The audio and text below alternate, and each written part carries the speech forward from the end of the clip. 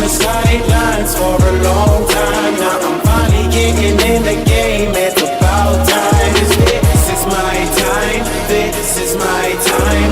The only thing I consider impossible is losing. I've been waiting on the sidelines for a long time. Now I'm finally getting in the game. It's about time. This is my time. This is my time. The only thing I consider impossible is losing.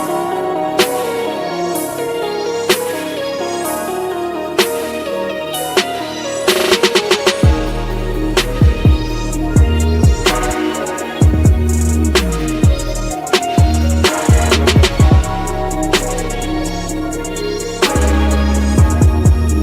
the sidelines for a long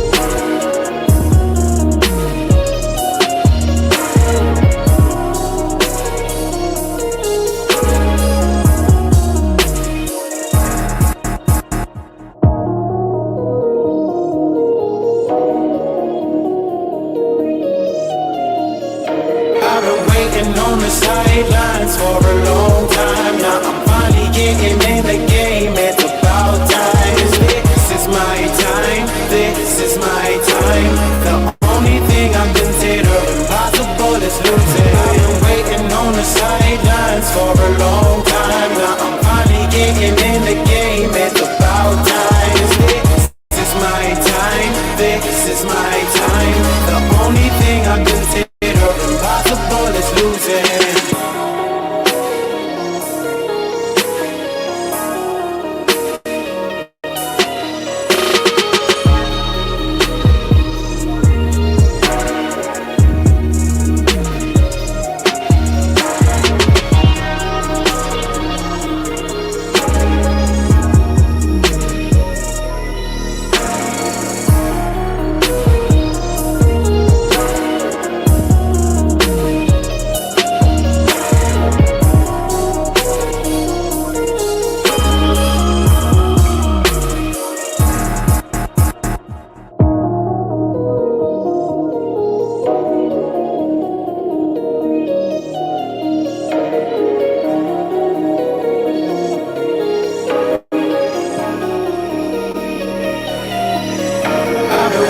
On the sidelines for a long time. Now I'm finally getting in the game. It's about time. This is my time. This is my time. The only thing I consider impossible is losing. I've been waiting on the sidelines for a long time. Now I'm finally getting in the game. It's about time.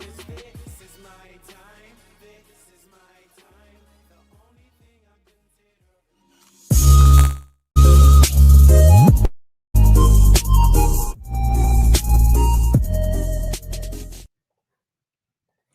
What's up, ladies and gentlemen? Welcome back to tdphinstalk, home of the real Miami Dolphin fans. Punch that like button on your way in the building. Let your friends and family members know that we are live right now. Shout out to the Mod Squad. Shout out to all the members of the channel. And listen, man, special shout out to all of the Patreon members, all right?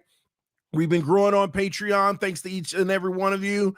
Thank you to those who show their love and support via Patreon by joining. We keep adding members. Even right now, I'm about to drop a link to this show because I do want some of you to come in if you'd like to and give me your thoughts on everything that I'm about to talk about, all right? Give me your thoughts. So if you're a Patreon member, remember, I am dropping the link right now for this show so you can come through and chop it up with me if you want to talk about what we're discussing right now. The link has been dropped. So if you want to get in on this conversation, go to the Patreon, join TD Fans Talk. For the paid members, you get access to the link and get to join the show. All right. I can't wait for the games and stuff like that when y'all come in and give me your thoughts at halftime. It's going to be pretty dope. All right, without further ado, we're going to dive into the show today. We got a lot to go over, a lot to talk about. And hey, man, your boy got to do some cooking today, okay? I got to do some cooking today because we're going to put some respect on my name, and we're going to put some respect on my football IQ because your boy know ball, man. And I'm going to start, I think I guess I ought to start taking credit for something. You know, I mean, I'm usually humble about it. You know, I'm trying to, with time will tell. No. We finna get into it, okay? Because the Miami Dolphins secret has been exposed. Now, it wasn't a secret if you watch this channel on a normal basis. It was not a secret because I've been telling y'all what time it is. It wasn't a secret, but, you know, it's a secret because everybody laughed at me. Everybody told me you don't know what you're talking about. Nothing they're doing is signs of that. What did Chris Grier just say? What did Chris Grier just say? Reset. The Miami Dolphins are in a reset. Oh, and people let Chris Grier say that and didn't even think about what it meant. People let Chris Grier say that and didn't even think about what it meant. They don't believe we're going to do nothing this year. That's what it meant. That's what it meant.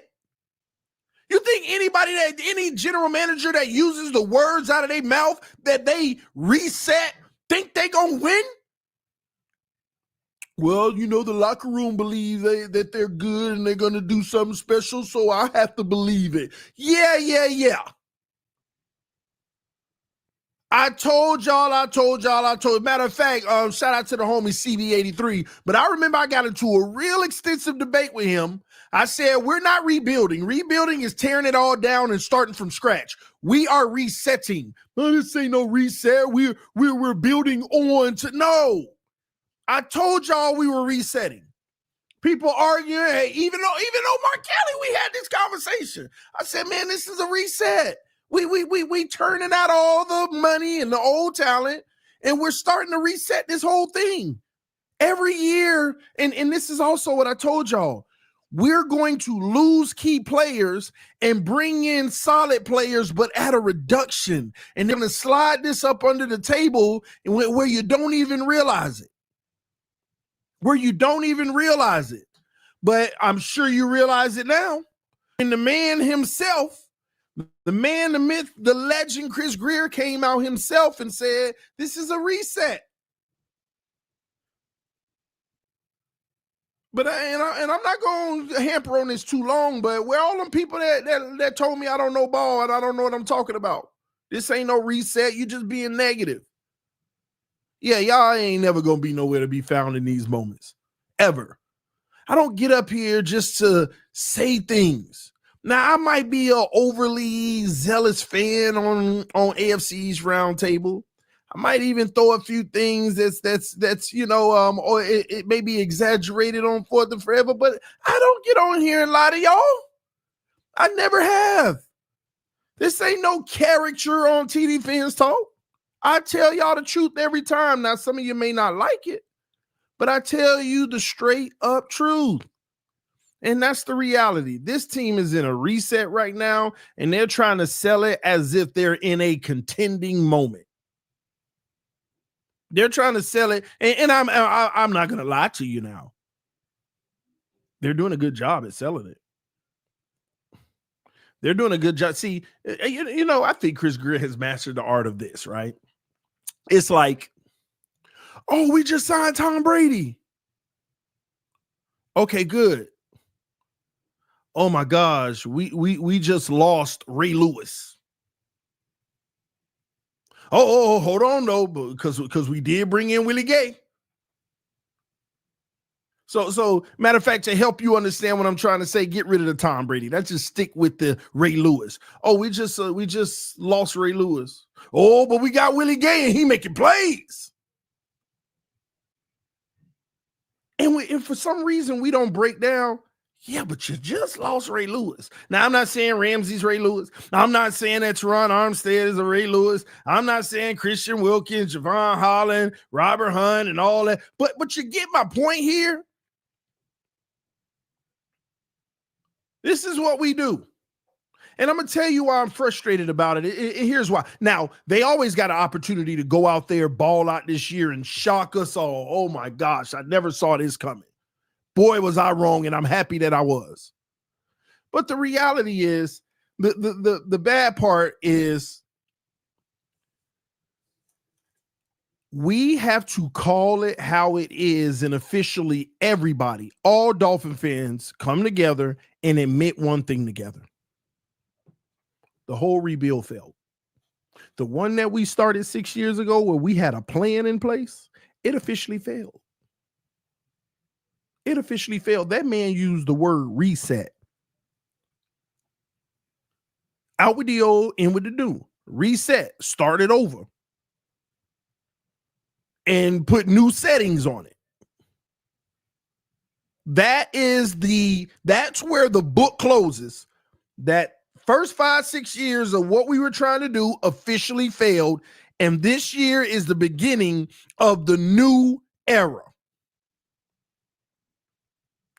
But the real question is, this year being the beginning of a new era, is this the beginning of a long process new era or short process new era? What do I mean by that? Let's cook. Long process new era is, well, matter of fact, there's 3 options. Extendedly long process new era, long process new era, or short process new era. Let's go with extended long process new era. You waste time with Tyreek Hill, Bradley Chubb, and a few guys you know that's not going to be on this roster next year, and you go through this whole season with them just to tear it all down officially next year and then start rebuilding. That is the extended long process rebuild. Now the regular long process rebuild, make sure by the trade deadline, everybody out of here, and we get a head start on actually rebuilding next year instead of still working on getting rid of the scraps and getting in a new coach and all that. And then the short-term rebuild, which is 99% not happening because it's starting to be too late. You cut bait right now and you go after a top 3 draft pick. You go after a top 3 draft pick, which is highly unlikely that they're going to do. And they can't do because they got people playing and coaching for their job. That's the reality for the Miami Dolphins right now. And if you're going to be a realist about the game of football, right now we should be in a state of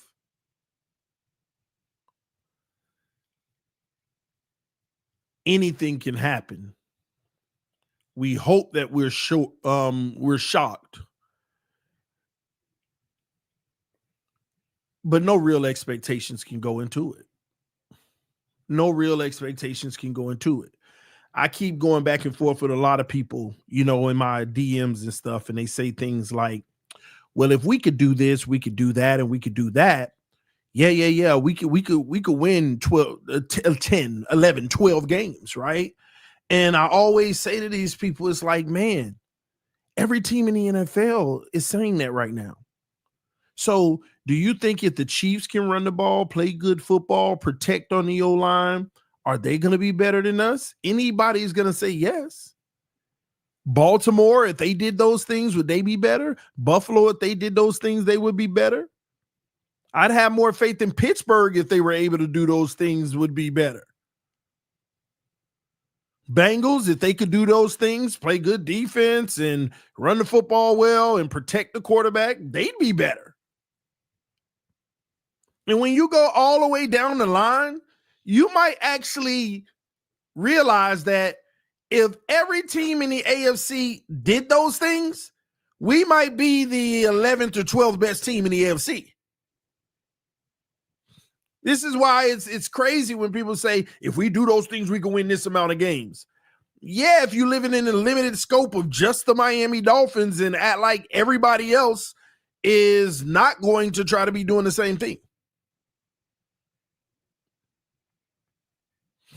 And that's where this is going to be one of the most profound seasons for the Miami Dolphins. Now, am I ruling out that we could do something special? No, not at all. Like if McDaniel get in his bag on a whole new level that we have yet to see, Because remember, he has been a young coach. This is where you start to get into your veteranship as a coach. You got to start getting in your bag and saying, I done been around this block a few times. Now I know how to handle this and I know how to handle that. And if you can see that real progression for Mike McDaniel, that could make a world of difference. Same thing with Tua Tagovailoa. You're going into your sixth season. You done been around the block. Is this a moment where, I've seen this before, I've done that before, I know how to better handle it, and I'm going to do that, and I'm going to elevate and get to this next level and get to... Then we're talking a different story. A whole different story. Can Anthony Weaver elevate this? Because I heard Anthony Weaver say something today with Travis, or whatever, say, simplicity, right? And, I do try not to find like negative in positive, but, sometimes you just got to put context behind things. He was saying something like, you want to make the simple thing, be better at the simple things. And I get the philosophy. Yeah, man, here are the simple things. Well, let's just focus on those simple things and be better at it. See, let me tell you something. I get it and I like it, but I hate it. Because our offense, even though people are like, oh, it's so complex and difficult, and emotions. I mean, a play is a play. It's just emotions. And then identifying the defense so you know your options. And stop with this, oh, it's the most complex. Yeah, like when you got to get the motions, it's complex because of the timing of the motions. Not just the X's and O's. So I feel like our offense is so simplistic once you got like understand when to snap the ball on the motion, when to pull the motion and all of that. And we're trying to make that simplistic better, not realizing they already done figured out the offense. Well, we need to do it better, like the simplistic. And when it comes to and here's my philosophy. Let me say this, why I like it for the general sense, but I hate it. Let me tell you why I hate it. Because while we're trying to perfect simplicity, other teams are trying to perfect difficulty because simplicity is already a mindset and a given for them. They already have the discipline. They already know what they're doing on a simple level. And we're not even focused on that because we highly operate out of that already. Dolphins trying to get there. We already do that. We're trying to make the difficult better.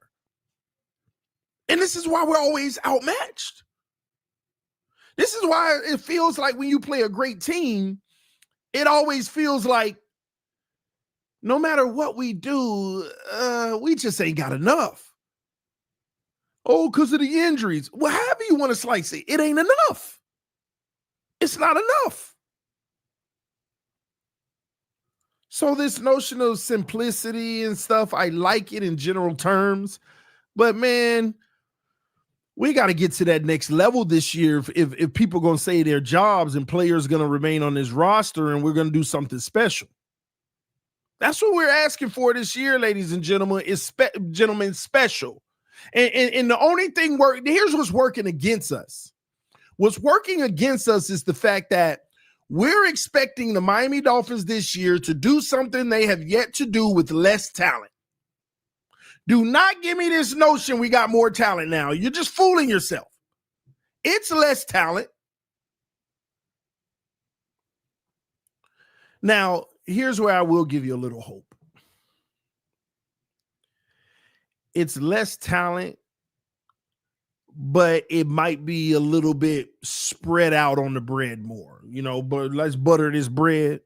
We might have a glob in every corner and a glob in the middle. Now you've gotten rid of those globs, and even though it isn't as high or as thick as the globs, it's spread out all over the bread a little bit better. That's the only piece right there that will give you some optimism. That's the piece that'll give you optimism about the season. Because you know my philosophy. I'd rather a whole bunch of 7 and 8s, 6, 7 and 8s, instead of a handful of 9 and 10s and then a whole bunch of 5 and 6s.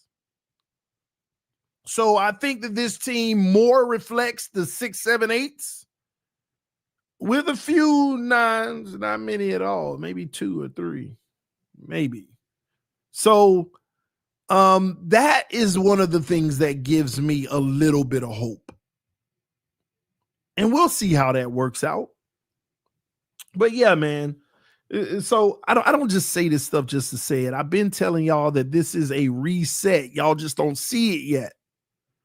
And I told y'all 3 years ago, 2 years ago in 2023, I said, this is the best. It was 2022 when I told you, but I said, this is the best roster that you're going to have in the next 5 years at a minimum.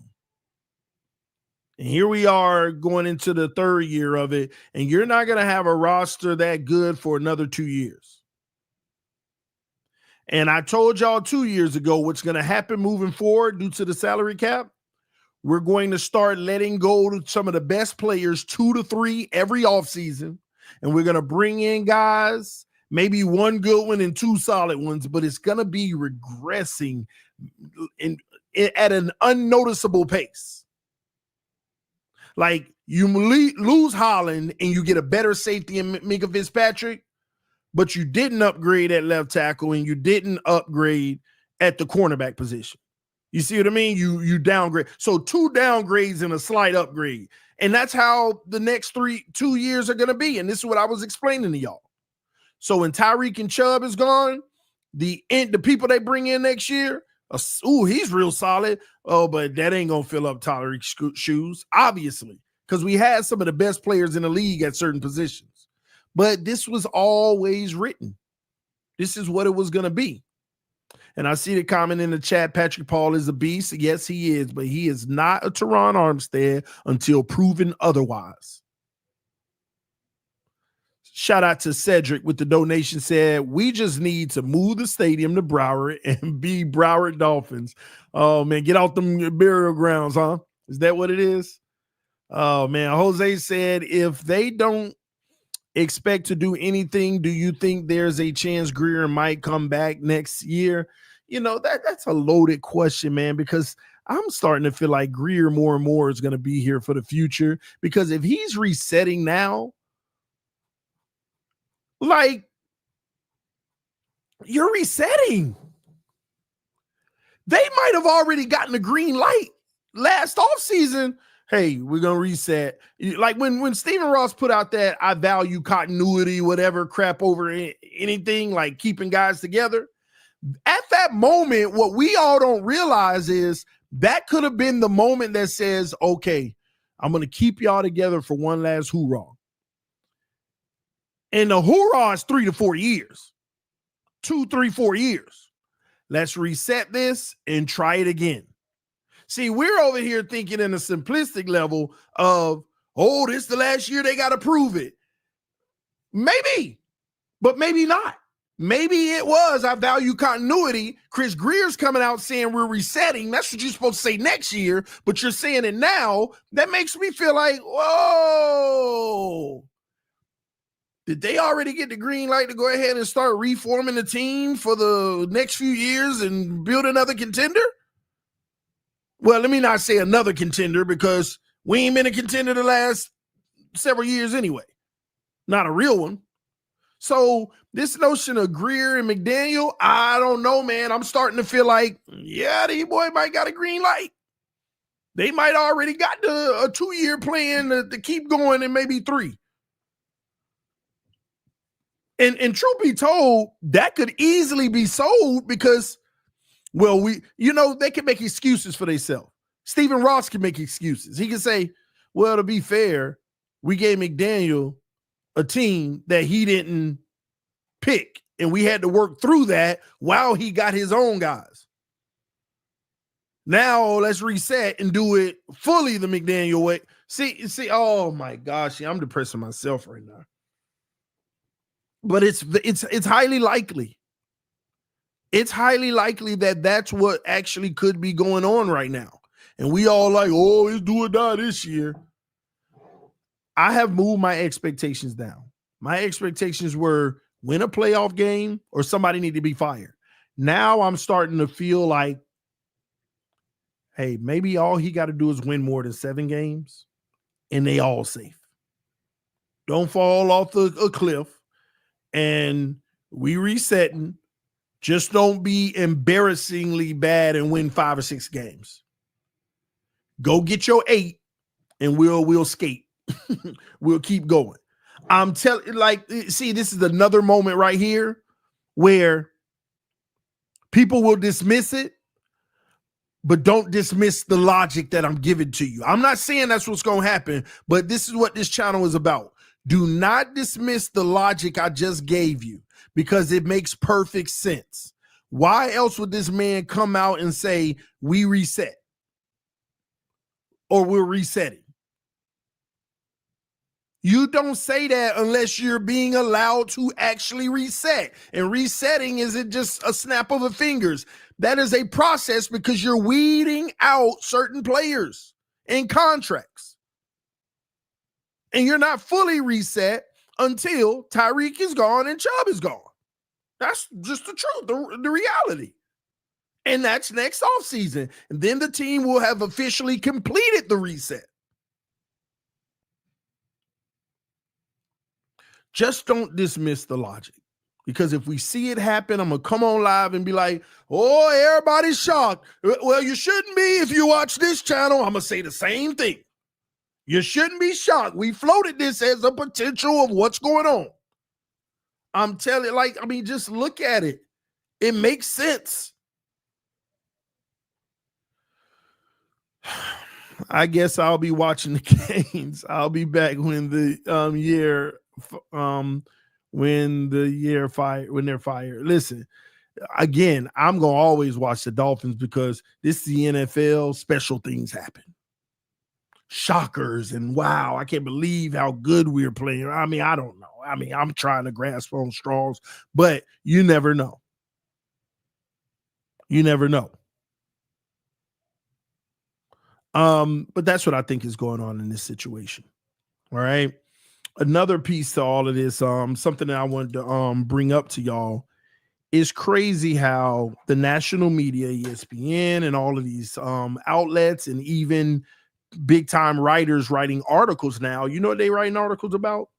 They finally want to start talking about the overbloated contracts of the quarterback and how it's almost impossible for teams to build around them and how the young quarterbacks on low rosters are starting to have better teams and do things.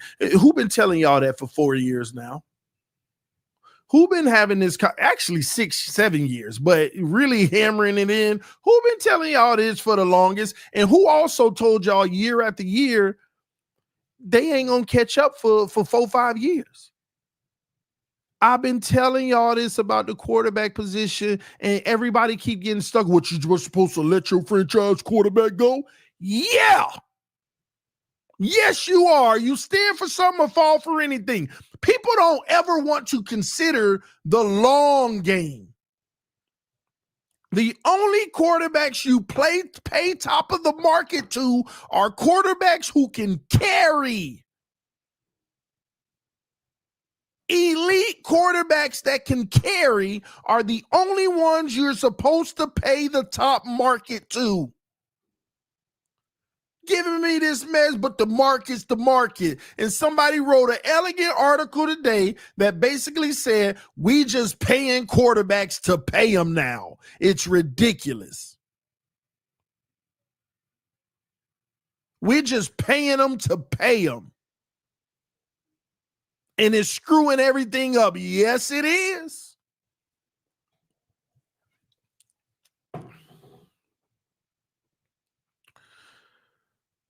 Sean Cooler 11 said, to be fair, no young quarterbacks on rookie deals are winning Super Bowls.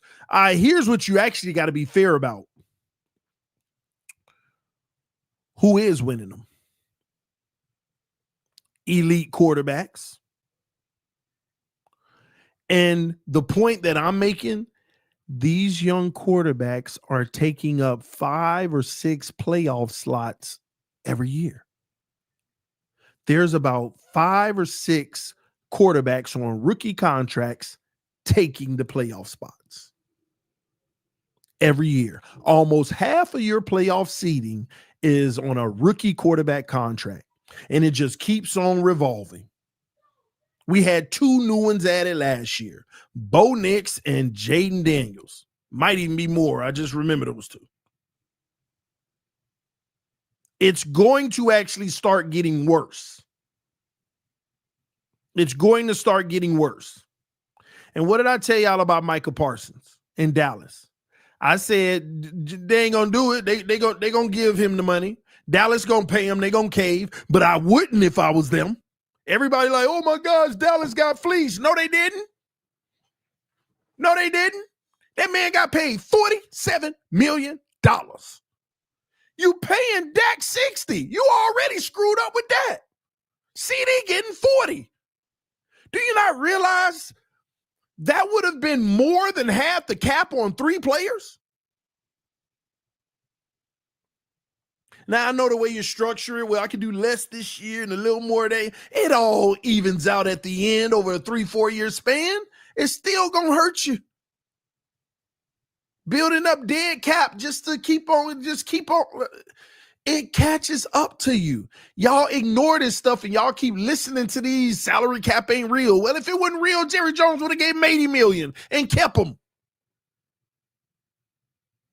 If the salary cap ain't real, whoever got the deepest pockets would have an MLB team. They would have the best of every position, paying them the most in the league, whoever got the deepest pockets. It is real.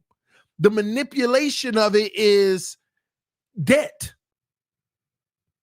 The manipulation of it is it's debt. Well, I don't have any cap space. Well, let me manipulate it. I'm going to save myself $30 million this year and spread it out into 2 payments of $15 million 2 years from now. That's debt. But you can't run from the debt when it's due. And nobody talk about that. The Dolphins, if I'm not mistaken, I could be mixing it up, but I think we had $57 million in dead cap this year. If you didn't acquire debt, you could get $57 million worth of current players. And y'all worrying about the O-line. You could have had the best O-line in the league, but your decisions in the past creating debt that didn't amount to nothing because you ain't win nothing.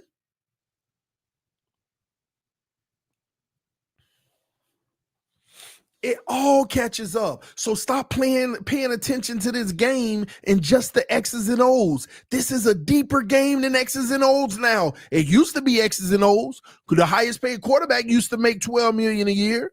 And you ain't really got to talk about the money because it's all goose for the gander. It wouldn't like it was now. It was not like it was now. Now the gaps are massive.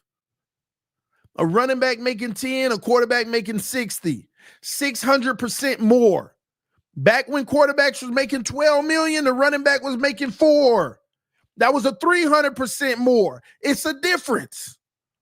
Still lopsided, but it's a difference. You can make up for that and manipulate that. But these current numbers, you can't manipulate like that.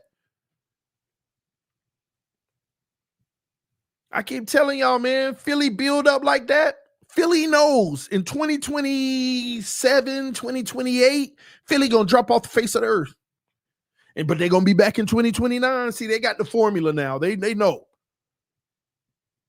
They already did it. They did it back in whatever year they won the Super Bowl with Foles. They loaded that team ridiculously. And then as soon as they won it, they went downhill. They knew we got to get our books in order. Let's disappear for a little, but it was worth it because we got a Super Bowl. Tampa, they did the same thing with Brady. It was worth it because they got a Super Bowl. So all these teams doing it, I'm not knocking it, but you got to get it. And if you don't, see, it's one thing to try to go all in, fail in the AFC Championship game, fail in the Super Bowl. I mean, gosh, at least fail in the divisional round. But you got teams like Miami going all in, can't even win the playoff game. Man, make it make sense. That's, man, pure failure. Pure failure. Money down the drain, investments down the drain. Then those investments affect your future because now while you're trying to reset, you carrying dead cap. You carrying dead cap.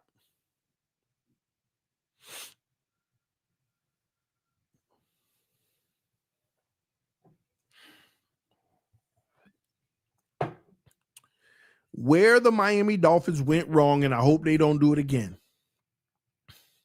When they traded for Tyreek Hill, massive mistake. Look at all that draft capital they gave away for Tyreek Hill. Do you know that draft capital turned into the Chiefs' whole secondary? Just about. Just about. That was draft capital. You were supposed to have the younger version of everything you wanted. Now, I'm not going to sit here in front. Trusting our current administration with those draft picks might have been another story, but it was still the direction you were supposed to go. Keep building through the draft. Have you not noticed they literally sat there for 3 years blowing draft picks and money? And then all of a sudden, starting last year and this year, they all of a sudden want to start going back through the draft because they admitted back then they failed. They just didn't tell y'all. But his reset yesterday, that was the final. There you go. He just told you. Don't ignore it. They failed. And they messed up giving away the draft capital, giving away the draft capital for Ramsey, giving away the draft capital for Tyreek, giving away the draft capital for Chubb. You know what? Let that sink in. Let all three of them sink in. The amount of draft capital you gave up for Tyreek, oh my gosh, he's phenomenal. But what did it amount to? His own personal gain of being the number one player in the league 1 year? What did it amount to? What was the benefit for us? The fact that we still have a scary guy on the field, but what is the end result? I would have been much better the 5 young players that was supposed to bring in from the draft. And hoping I hit on 1 or 2 of them. And they would have been younger and cheaper for all them years, and we would have been able to use that money for other areas. What did it amount to? Let's go to Jalen Ramsey. What you gave up to the Rams for him. What did it, and you gave him a raise. What did it amount to? Another hiding of your flaws of drafting Cam and Noig monogamy? Bradley Chubb. I mean, what you gave up for Chubb. What has that amounted to?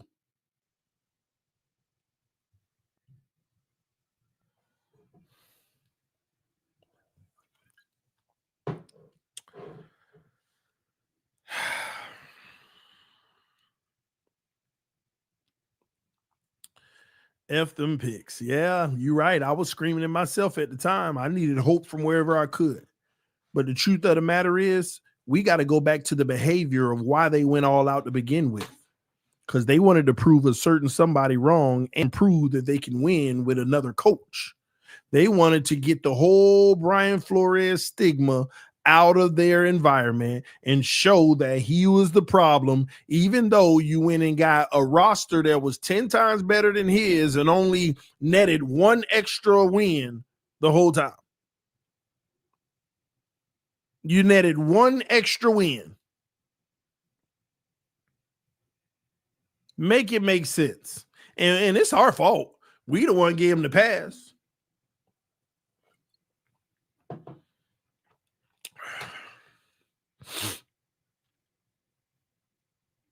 Whoever said that in the chat, I agree with you. Being a general manager is hard. That don't excuse you from holding them accountable. It's hard. You're not good at it. You failed us the last 6 years.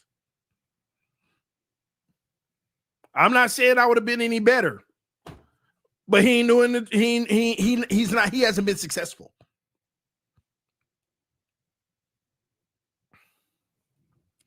Glenn said, not fair. You're not counting Flores' first year.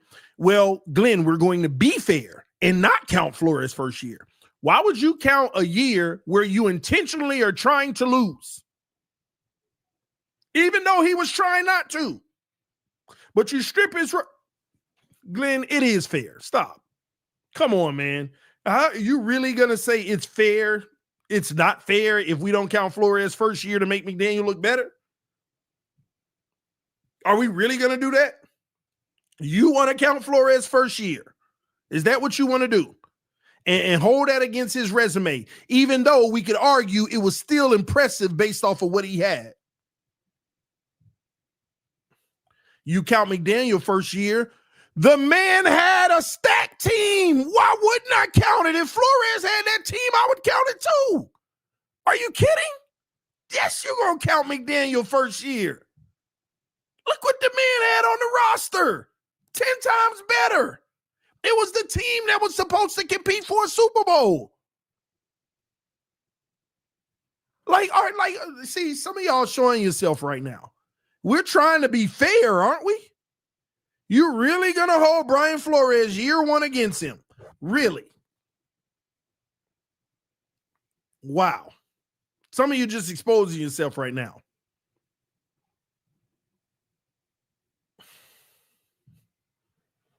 You exposed to even suggest.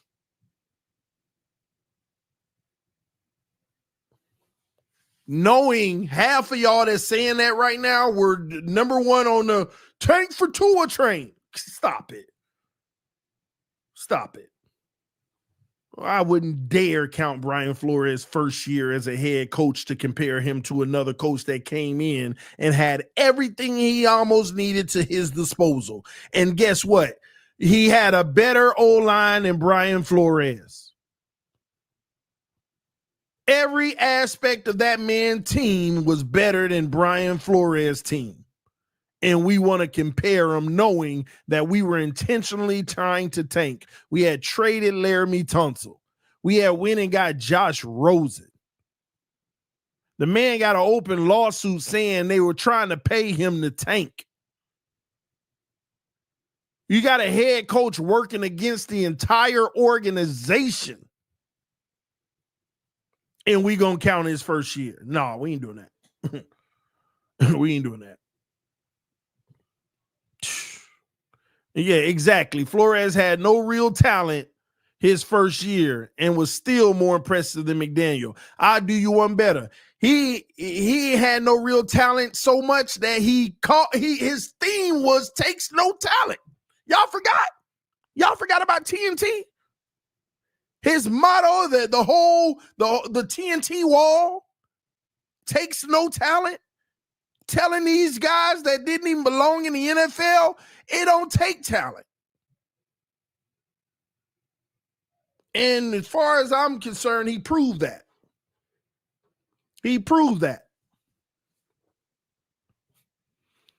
Anyway, off of that, man. But this is the reality in the NFL. This is a higher level conversation that's beyond just the Miami Dolphins. And I've been preaching this for years. Nobody been listening. They just thinking I'm rambling, but now it's the chickens coming home to roost, if that's how you say it. The whole NFL is starting to realize this now. And people still going to be stupid about it and keep on paying these quarterbacks. But the rules are as simple. You don't pay a quarterback top of the market prices if they can't carry a team. If they can't go without less and do more, like Josh Allen proved last year. Ugh, now I got to wash my mouth out because I'm giving that bum praise. You do not pay a quarter. And the funny thing is, it be the Patrick Mahomes and the Josh Allens that technically seem like they the underpaid ones. Furthermore, you go all out and you load up when you got a quarterback on a rookie deal. But what you don't do is pay a quarterback who's going along with the motions, even if they good, just good. You don't do that if they require everything around them for them to function at a high level. And this is what I've been trying to explain to y'all for a long time. Obviously, every quarterback needs stuff around them. But you don't need stuff around you to still function at a high level. Your team needs stuff around you to get better results. But you do not need stuff around you to function at a high level.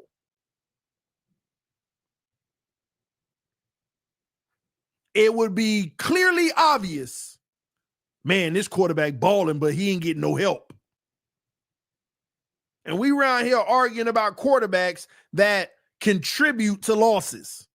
Every big loss they got, they were a part of the reason. They were playing bad too. They were making mistakes, making bad reads, making bad decisions, being goofy with the football, not reading the field well, throwing clumsy passes, not showing up big in the big moment. They added to that. And yeah, their line was bad. Their receiver dropped a pass here and there. We're not talking about that. We talk about the things the player, the quarterback themselves can control.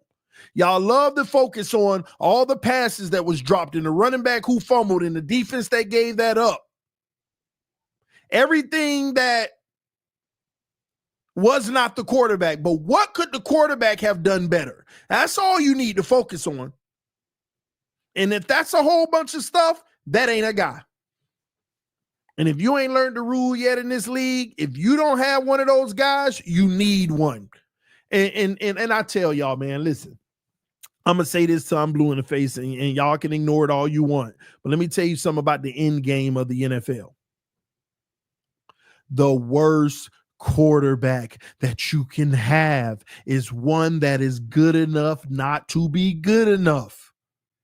Meaning he's not bad enough for you to move on, but he's not good enough to get you over the hump. They will waste 7 to 12 years of an organization. That's why they're the worst. They are worse than the bums, because at least you identify a bad quarterback and you move on to a possibility of a better future. But the ones that are good enough not to be good enough, they will waste your time and you'll keep on blaming everybody and everything. And until the day you realize no team got it perfect. And then when y'all start, then you're going to make the excuse of the Eagles had it perfect. That is a lie. They don't even have it perfect. They quarterback just make it seem like they do. They quarterback just make it seem like they do. And I urge everybody to go watch the film in the Super Bowl game and really watch it. Stop going off of the regular sound bites of they got a great O-line, they got receivers, they got the running back, they got the tight end, they got, an average quarterback, and they got a defense. Go watch the game. Jalen Hurts had to operate out of the pocket way more than y'all think. Why would a quarterback have to operate out of the pocket? Because he getting pressure on him too. But you don't see the pressure because the high conversion rate of it. It's like, this is what y'all don't understand. I can be in a pocket and I have an O-line where I never got to run out in 5 plays and I deliver the football. Oh, he got a great O-line. Then I can have a pocket where I got to run out of the pocket all the time and I'm 0 for 5. Oh, it's the O-line. I get it. But these are the ones you don't notice. I'm in the pocket. The pressure's coming. I escape 5 times in a row and I convert 4 out of 5 times. Something tell your brain, oh, they got a good O-line. And you're not even watching the game. The man's running to the right, finding somebody, escaping, getting through, finding somebody. It's not as perfect as you think. And also, the Chiefs literally said, you got a run game, but you ain't going to have one in this Super Bowl. He is not getting triple digits. I was at the Super Bowl. I was at media week for the Super Bowl. Every morning I went to the Eagles hotel, got on the media shuttle, went to the Chiefs hotel, and every evening we interviewed them in the evening. Every day we did this. And the one thing we kept asking the coach over and over is about how they plan on stopping the run. And the Chiefs made it clear. We're not even going to stress on the pass. They told us this. We're not stressing on the pass. You got to stop that running back there. We got to force Hurts to beat us. We're at tables, mano-a-mano, face-to-face with players, just talking and like it's crazy. This is what everybody said out of their mouth. I played tunk with 6 Eagles players just at the table, me and them playing tunk, talking about this. Everybody. We know that they're going to try to stop the run. And what did Kansas City do? They came out and they did what they planned on doing. And that was making sure that Barkley didn't get 100 yards, and he had like 70, but they ran the ball a lot. They never gave up on trying, and the Chiefs were successful with their game plan. But what they didn't account on and what they said they were going to make them do is have Jalen Hurts beat them. And gosh almighty, that's what he did. Now, I understand the people that want to argue, yeah, but the defense played, the defense won that. The defense ain't win that. The defense did their part. The defense did their part. That's what happened in that game. It was not just the defense winning. They did their part. Because no matter how many times the defense stopped the Chiefs, the Eagles still got to score. They still got to go put some pressure on them with the offense. They still got to go execute, and Jalen Hurts did that. Without a huge production from Saquon Barkley, without the O-line blocking perfect because he was running in the whole game one way or other, extending the play. Y'all don't get it. That's what you call carrying, and not only carrying where they leaving a deficit, that's also not being a reason why your team fails. Now, let's look at the other side of the football. We know how great Patrick Mahomes was. But truth be told, what really hurt the Chiefs in that game was Patrick Mahomes. It was Patrick Mahomes. Go watch the film. You want to give the defense credit? Don't give the defense credit when Patrick Mahomes rolling out of the pocket, throwing across his body, and there wasn't even a receiver in the vicinity. That's just bad on Patrick Mahomes. You threw it right to the Eagles player. Same situation, but Hurts showed up and Mahomes didn't. Now, the only reason we don't knock Mahomes for it because he's proven better more than not. So you get a pass sometimes. This is the biggest pass of all time, how people are treating Mahomes. But he's built the cachet for people to look at it and be like, yeah, you didn't play well, but it's all good. Because look at what you've already done. Not until you do that 2 more times will we really start to be like, hey, Mahomes tripping, to be honest with you. He's taking a hit. He's built that cachet. So that's fine. But recognize on both sides of the ball, these games were decided by the quarterbacks. Mahomes was running for his life just as much as Jalen Hurts. Just Jalen Hurts was showing up in his moments. Mahomes was making boneheaded mistakes. You would have thought it wasn't Mahomes. But yeah, man, like I said, the good enough not to be good enough quarterbacks are the worst ones. And it's bad for the fan base because we're going to forever make excuses. We're going to forever make excuses of everything around it. And what kills me is y'all want the Dolphins to fix the 10 issues they have. But other teams can have the same 10 issues, but they got a guy at their position, and they're like, man, just fix those 3. Yeah, like we ignore the notion of working smarter, not harder. Like that's what kills me. But I get it. It's all coming to an end eventually, though. It don't last forever. My whole thing is, will you at least learn from your mistakes when the time comes to? Will you learn from it? Time will tell. Time will tell. Let's get into some of these super chats, and I'm gonna check the Cash App in a moment. Let me catch up on the super chats because I had some come through, and I want to honor people for donating their hard-earned money. I already read that. Let me make sure I get caught up. I told you right after free agency that Greer was safer than people think. This is fact, Glenn. You did.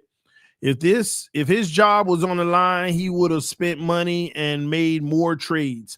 Now, I do think that they cut his credit card up, though. So I don't know. I don't know about that, but you did say it, Glenn. Cedric said we need to get Shador. Tank and Reek got to go. Tua and Reek got to go. Yeah, I mean, Man, don't worry. That Shador thing ain't happening. Listen, I think. Listen, let me tell y'all the worst thing that can happen, and it's very. I'm on that boat now. I'm on the boat that it's possible. Greer just told us we resetting.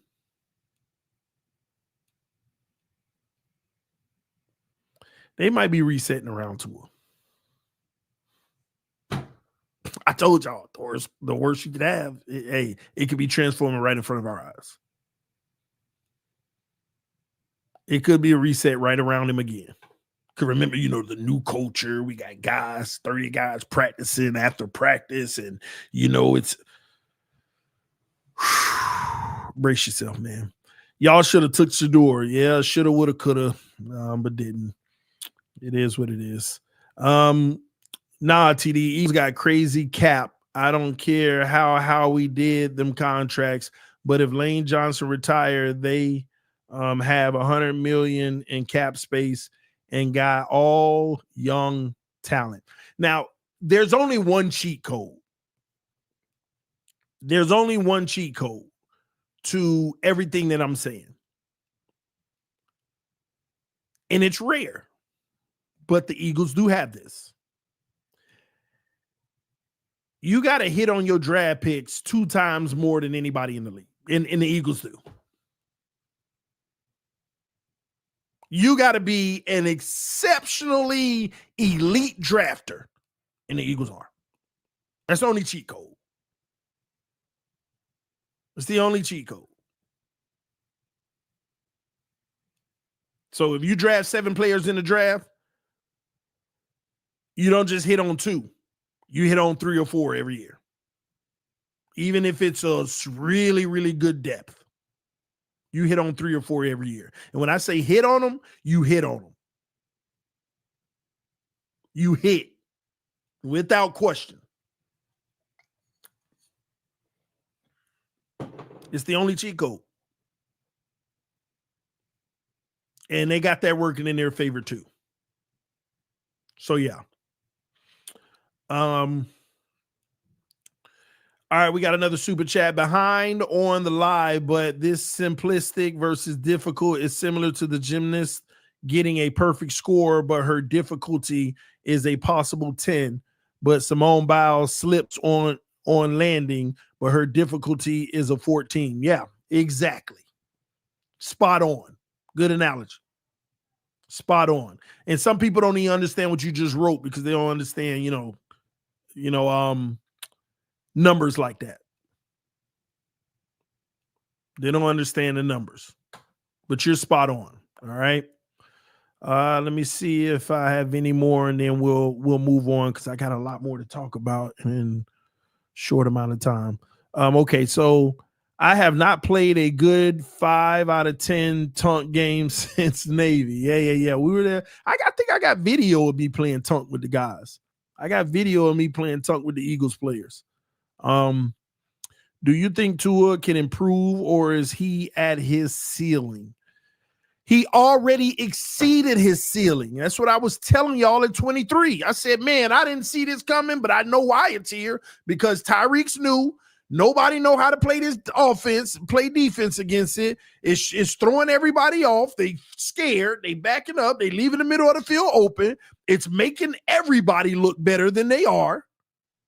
And I said, it's going to come down to earth slowly but surely. It's going to keep coming down. You ain't going to get better than this. And I told everybody that year, this is where I lost a lot of subscribers, right? Which it's all good. I'm just letting you know this is what happened. When I said that, you know what people said? When he finally turned the corner and became elite, you can't give him his props. You're an official hater. I'm done watching you. I can't support you anymore. Because the man is out here proving it, and you backhandedly giving him props. You're saying he's doing phenomenal. He's shocking you. He's better than you thought. But the backhanded compliment that he's exceeded his ceiling, I can't deal with you anymore. This is what people told me. Shout out to the homie Omniron because he came back a year after that. It was like, yeah, I see what you meant now. My bad. So that's the homie. So, but this is what happened. Like people were leaving in droves. Yeah, I finally realized you are a hater. Your haters were right. You are a hater. That's what they said. Your haters were right. You are a hater. So they're not haters. They just holding you accountable, whatever. So do I think he can improve, or is he at his ceiling? You saw him already surpass his ceiling. And I told you, when somebody surpassed their ceiling, you're going to see the dwindle down. You're going to see it. And that's what you've been seeing over the last 2 years, has been the cool down period to what he is. Now, will he have spike moments? Yes. I mean, 90% of all quarterbacks do. You're going to have the thing with the Dolphins is this. This is what has gotten us over the last 3 years that's been fooling y'all. And this is why y'all always disappointed at the end. Here's why. We'll play 3 bad teams in a row and he'll go off. And y'all will forget we played 3 bad teams. When you have this kind of talent with Tyreek and trash teams, the Dolphins are going to go off, ladies and gentlemen. But y'all put more emphasis. This is the crazy part. Y'all put more merit on when we play good teams than y'all put merit on bad teams. Where does that make sense? Only evaluate this team and the players on it when we play good competition. That's a real evaluation. Think I care something about a week 1 versus Colts when if he throw 350 yards and 4 touchdowns? Which he might not even do. But if he does, you think I'm supposed to be hooping and hollering? You see how I acted when he did that versus Baltimore? I went crazy. I went insane because that was impressive. Now, context, you got a rookie on the outside, and I don't know what that defensive coordinator was doing in the fourth quarter, playing single high one-on-one outside with Tyreek, which is just crazy to me, but whatever. But I'm sorry, he's already exceeded his ceiling. Another thing, y'all stop with this cap of he's only getting better and better. The man has not gotten better. Since 2023, he's regressed 2 years in a row.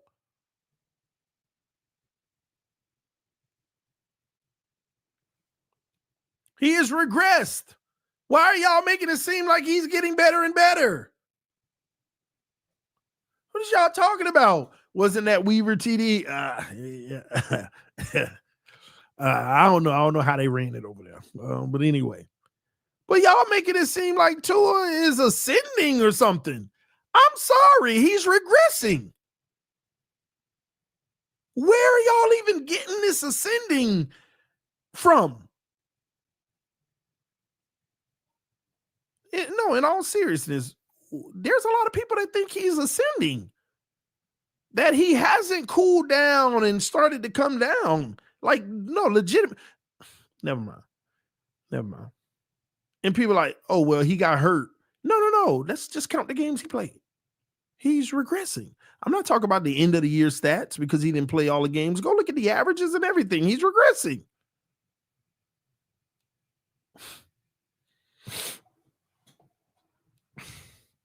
He's taking a couple baby steps, CD. Man, y'all stop. All right. What happens if you are elite but not good enough? There's no such thing. There's no such thing. The elite players, they're going to always be in the mix typically. Now, yeah, there'll be a down year here or there, but you'll always be in the mix of the divisional round or better. And yeah, there'll be, like I said, there'll be a year here and there where you don't. 1 out of every 5 is whatever the flow of the team, and you don't. But typically, all elite quarterbacks are typically in the divisional round or better 7 out of 10 years. 7 out of 10 years, they're in the divisional round. They're past the wild card round. And in the divisional round or later, it's anybody's game. 10 versus 10, somebody got to fail. It's going to happen. It don't mean, see, when you're talking that game, it has nothing, it's not always about the quarterback. It's about how you, that's when it becomes about the team.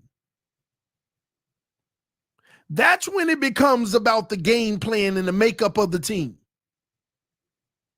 It like once you're in those big games late in January, that's when it becomes about team versus team. The scheme, the matchups. Regular season and all that, man, it's a quarterback show in this league. It's a quarterback show. Who leading the way? And a few outliers with an elite run game fighting their way to a wild card, whatever it may be. So, yeah, man, ain't no such thing as elite, but not good enough. No such thing. H-Town till I drown. Ruben in the building. Salute to you, homie. CJ Stroud, he better have a big year. This is it. Philly credit will come due in a couple years, unless they keep drafting well. Unless they keep drafting well. If you keep drafting, maybe next year they draft a wide receiver and you're like, whoa, he's it. They got a 3-headed monster. The very next year, A.J. Brown will be gone. And now they save even more money because the rookie is on a rookie deal and they replaced A.J. Brown. And he's as good, and he's good enough. So if you draft him well, until you get to a point where you got cash flow. See, all this credit is one thing, but the Patriots had cash flow. The Eagles are starting to have cash flow. What do I mean by cash flow? Cash flow is you got your team, which is elite, but now I'm drafting first and second rounders that might not even start. And even if they start, I mean, the third stringer, I'm bringing him down, but he's really good. And really, that's where it matters.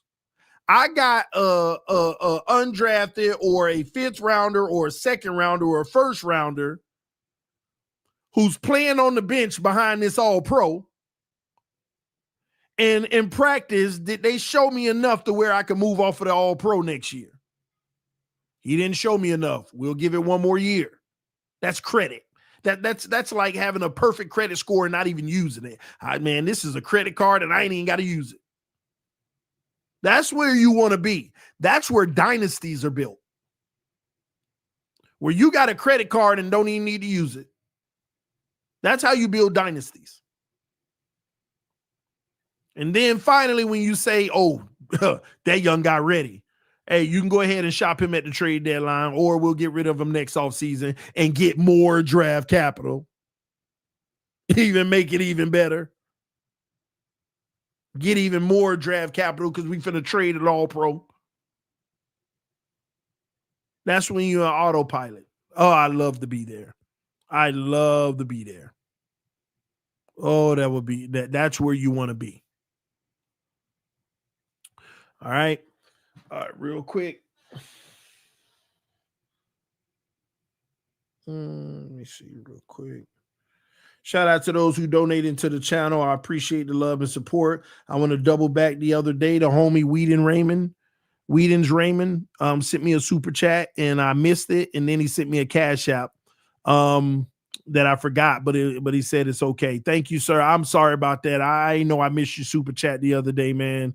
But thanks for the love. You obviously love the channel and love what we're doing because you sent a cash app to let me know I missed the super app, so a super chat. So salute to you. Love you for that.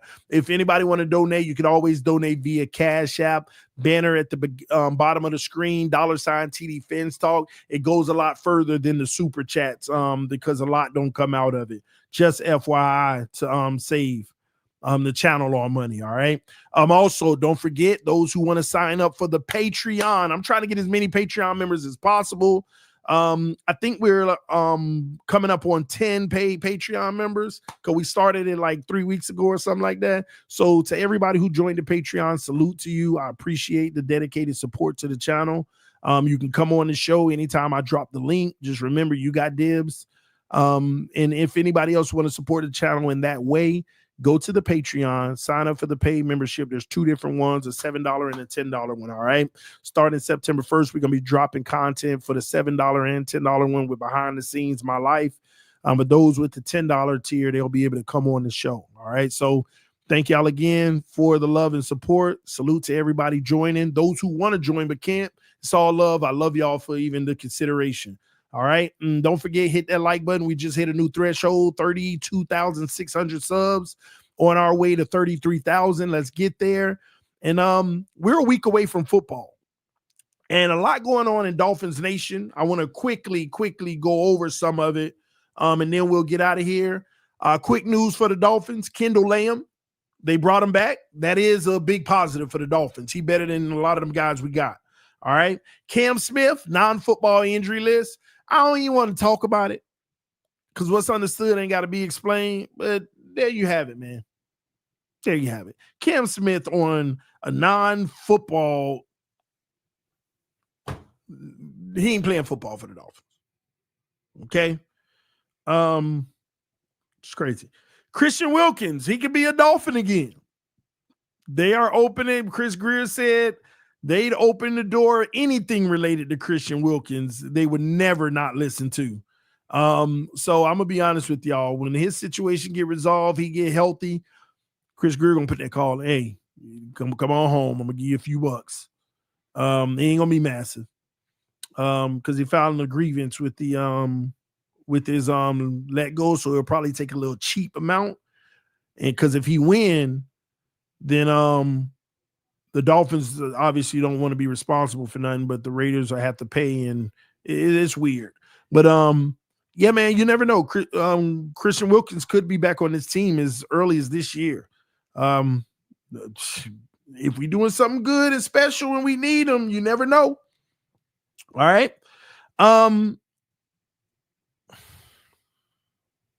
Yeah, this was another moment. I missed this at the beginning of the show when I was on my "Told You So" rant, and I missed this. So let me just get it out the way. I told y'all. Who told y'all that man was a Fed last year? Who told y'all Jordan Poyer was a Fed last year?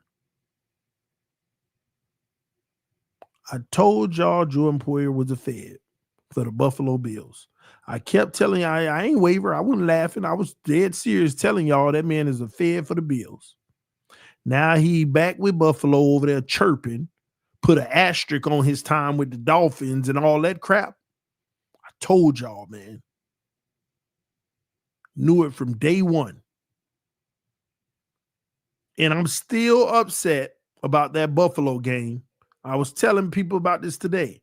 The score was 27-27. Josh Allen threw the deep ball. Our defender broke it up, and he going to come in 2 seconds later and hit Coleman. Personal foul. And they get to go ahead to win the game. Fed. I knew he wasn't to be trusted. Now he over there chirping like a bird. Subliminally taking shots at the Dolphins. And now we got another ex-Bill. Never mind. I'm gonna leave it alone this time. I'm gonna leave it alone this time. All right. Jeff Wilson is back with the team. Jeff Wilson is back. I like that move, especially being banged up in the area. Cornerback Juju Brent, they got him off waivers. I'll wait to see. Talk to my guy. He wasn't as impressive. So we'll see if he becomes something in Miami. What else we got? None of the Dolphin players that were waived were picked up initially. Yeah, here's another one. Micah Parsons just got $47 million. Everybody laughed at me when I said, and Phillips can get 27 next year if he's healthy and he plays well. He get 10 plus sacks. Oh, no, you're crazy. Micah Parsons just got $47 million. Do you know what that means? Do you know what just happened to that positions market? So now do you think Jalen Phillips, if he get 10 plus sacks and balls out and stays healthy, now do you think he can get 27 million on an open market? Absolutely. Y'all keep on laughing at everything I say.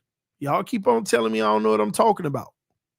That man could get 27 million and Micah gonna be getting 47. That whole market just elevated by 5 million. And let me tell you this too. You can't franchise Jalen Phillips no more. The franchise tag number just went up because of Michael Parsons. Now you got Parsons and who was it? Bosa? Who was it? You got these guys. They just shot the franchise tag number up. Because if I'm not mistaken, the franchise tag is like the average of the top 3 paid in that year. They just skyrocketed the franchise tag. So I'm sorry. I don't think you can tag him or nothing. So now we're going to have a Jalen Phillips issue. What you going to do about that next year? Let him walk? Because you better be moving on from Chubb. And then who you got? Who you got left? Just Chop Robinson? Is that what we're going to be left with next year? Y'all don't see the writing on the wall. Like, we need Jalen Phillips to ball out this year, but it's going to hurt us. It's going to hurt us. Somebody say, let him walk. I get it. But what, you're going to go in the next year with just Chop Robinson and then say, okay, now we need to go get some. Now you're about to go get those $5 to $8 million free agents and get one in the draft. Reset. Like, see what I mean? I did a perfect example. Next year, you're going to lose out on Phillips. Chubb going to be gone. Judon obviously will be gone. And then it'll be a case where you're like, we lost them, but we added guys, but they ain't as good as the ones we lost, but it's still a good, solid guy. And we're going to keep on. Roster keeps getting trickled down. And y'all barely notice it. Perfect example of what I was explaining to y'all earlier. And last but not least, I'm gonna talk about this real quick before I get out of here because I'm finna go hang out with the fam. I was supposed to do an hour show, but we had 117. All good though. But listen, last thing I'm gonna address before we get out of here. Whatever nutso, like, no, God forgive me. I ain't gonna call nobody a nutso, okay? Whatever person that's mentally bothered out here literally wishing Chris Greer's kids cancer and stuff like that, seek help. Seek help. It's a football game. We love the game. And just seek help. That's ridiculous. I have been threatened my life. Even my kids have been threatened. And a lot of them, I'm pretty confident that they're empty or people just mad, but wishing illnesses like that people are really struggling. It's, oh my gosh, it's wild to me. When he said that, I was like, man. And for y'all, and God forgive me after this, and I'm gonna go ahead and do it. For y'all idiots that's hit me up in my inbox, why would you message that to Chris Greer? God has been working on me in my life, so just know that I really want to say some choice words to you. But I trust in God, my Savior, the one who never fail. He will never fail. I gotta call on God sometime because some of y'all are so atrocious. I just really be wanting to come at y'all. But you know what? God is good. All right. But stay out of my inbox with that foolishness. And whoever is doing that stuff to Chris Greer, real talk, stop, man. Like, if you ever hear this, whoever it is, that's you reach the level that you're crossing the line. Just me to you. And you never know who's out there doing it, but if you're hearing this, we don't condone that type of stuff over here. Okay, at all. That's wild to me. So I wanted to personally speak on that because sometimes you gotta and I hope the whole community comes out and condemn that type of stuff because those type of people don't belong on anybody's platform. Nobody should be rocking or even hide behind the veil of they have a right to whatever. That's crazy to me. I ain't gonna lie, I felt that. When Greer said it, I said, nah, you know what? We can talk about that man all day. We can talk about how we don't like how he did this and he's bad at that. And you can attack him or whatever you want to do. But to have a grown man thinking about the welfare of his children and how you wish bad is just, hey, like, it's very possible, but you don't think people, like, what drives people to reach that kind of low? You know what I mean? It made me really like, dang, what has to be going on in one's life to get to a point to where they're wishing someone's kids? That is new to me. That actually got me. What gets me usually is nothing gets to me. That got me. I was like, man, I thought I'd been through some stuff with this fan base. And I have. But yeah, I mean, even in those lines, people have wished injury on my family and stuff like that. But I don't know. This time that one bothered me. That one a little, that's weird. But anyway, and pray for people, y'all. You know, pray for people. You know, we can condemn it, but we can also pray for them. Yeah. We pray that those people find peace in their life, and we pray that they find you, God, so that they could, you know, make better decisions. All right. I think we got more super chats. I think I've seen something come across the screen. Maybe not. Yep. Okay. So you are elite and never make the Super Bowl. Then you elite and at end of career, you never made a Super Bowl. You do, but not good enough. No.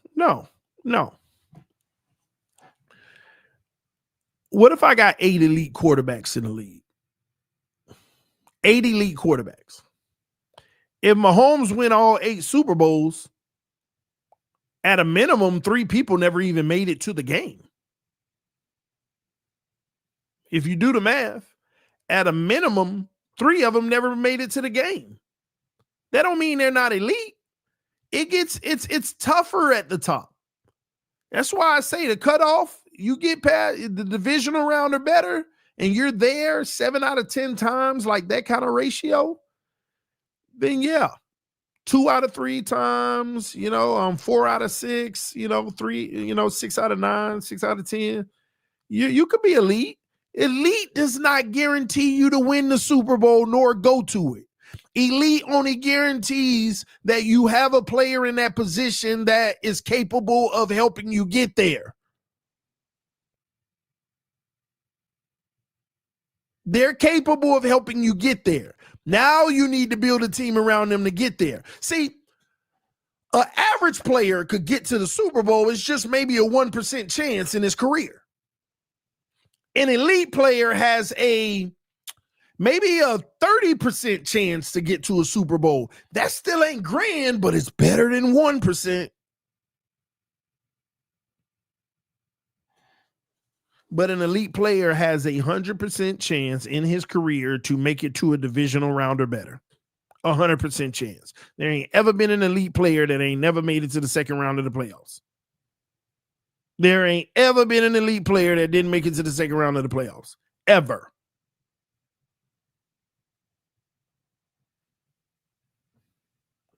So that's how that works, Glenn. It's not the end all be. Oh, we got an elite guy. We're guaranteed Super Bowl now.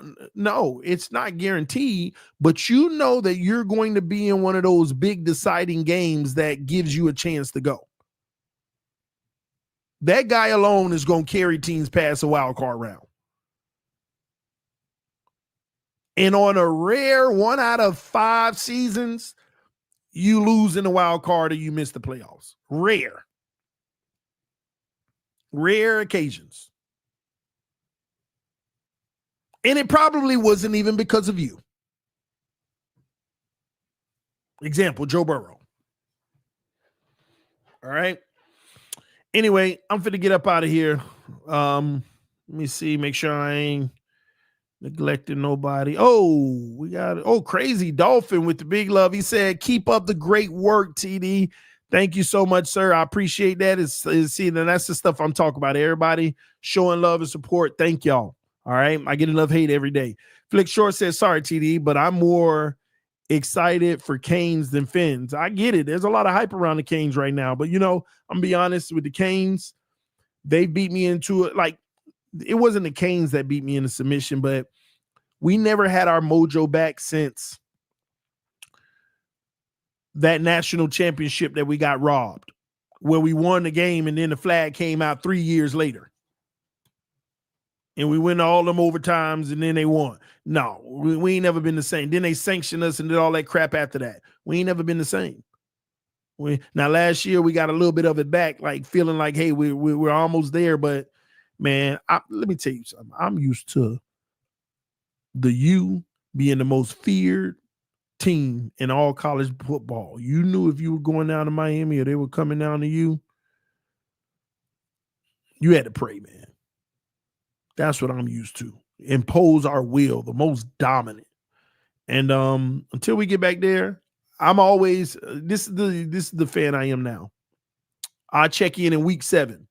If we ain't 5-2 or better, I'm out for the season.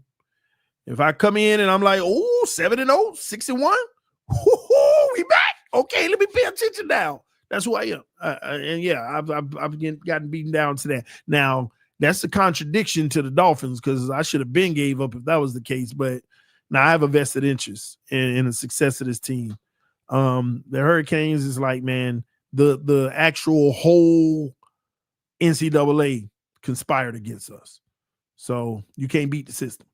Anyway, love y'all. Appreciate y'all. Fins up no matter what. All about the U. I'll see y'all later on tomorrow. But yeah, man, good stuff. Share the video, y'all. Let everybody know. TD Fins Talk. We here to stay, baby. Let's go. Peace. I'm out.